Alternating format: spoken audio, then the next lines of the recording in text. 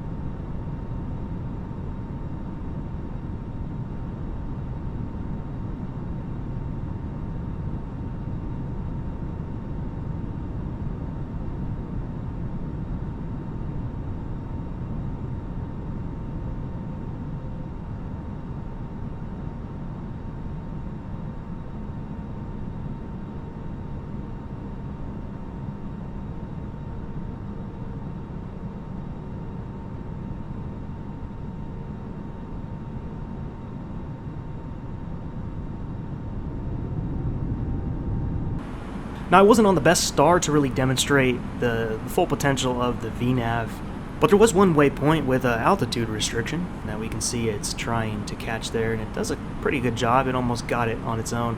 Probably could have been managed a little better by myself with some spoilers and whatnot, but it is working, and I don't think it's perfect yet. I still think there's some stuff they need to dial in. The top of descent seems to be a little late in some cases, and I really think it depends on the star too. I don't think they're all completely flawless in this. So, you know, we'll see how that pans out, but so far, pretty good that this is being worked on. I really feel that this aircraft, just kind of like the Zibo mod, which I think really saved X-Plane 11 at the time. If any of you came into X-Plane 11 once the Zibo was already there was a time when it was not, and there wasn't that many aircraft to fly on X-Plane 11, despite it having, you know, great flight dynamics and stuff. Not all aircraft are equal in there.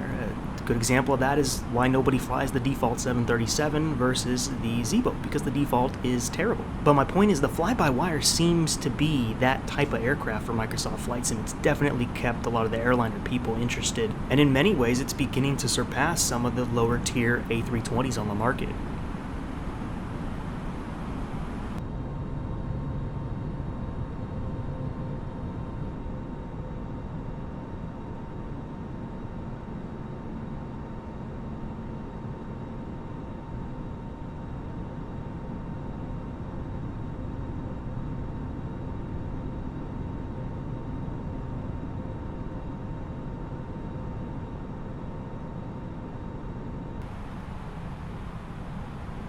Alright, so we're below 10,000 feet. The sliding tables are stowed. External lights are on. The seatbelt sign on.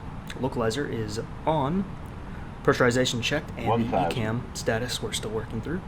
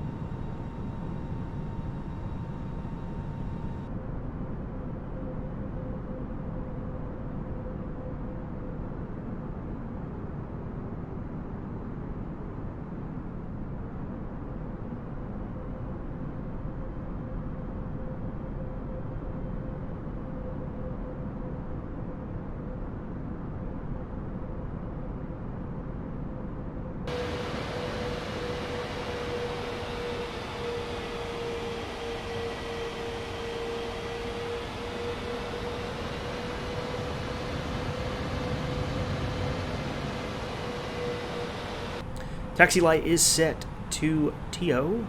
Missed approach altitude is set. Spoilers are armed. Landing memo is good. No blue. 1,000. Now we will be landing with a slight tailwind, about 5 to 6 knots. Max tailwind in this aircraft is 10 knots to my understanding for an Autoland. But that's just what we have to do. We need this 2-1 runway. It's the only one that accepts Cat 1s, Cat 2s. So then we'll be bringing that into that full Autoland just to see how it operates. 500. 400. 300. 300.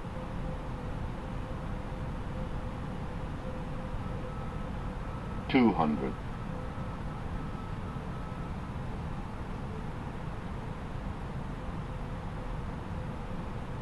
100. 50. 40, 30, 20, 10, retard.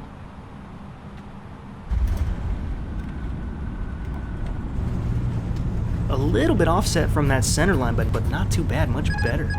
It actually it wasn't a terrible thing. It could fly the Autoland approach perfectly down to about 50 feet. From there, it didn't know what to do. It didn't know how to flare or handle any of that. It would just slam you into the ground, sometimes nose first, but this is a big improvement.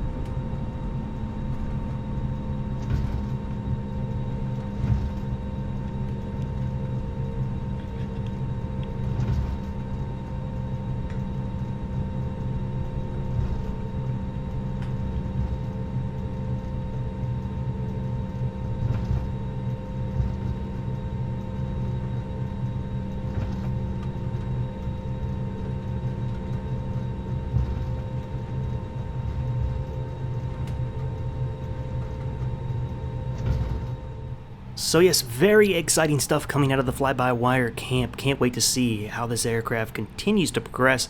We'll be flying it on this channel here and there, so stay tuned for that. Until next time, guys, you take care.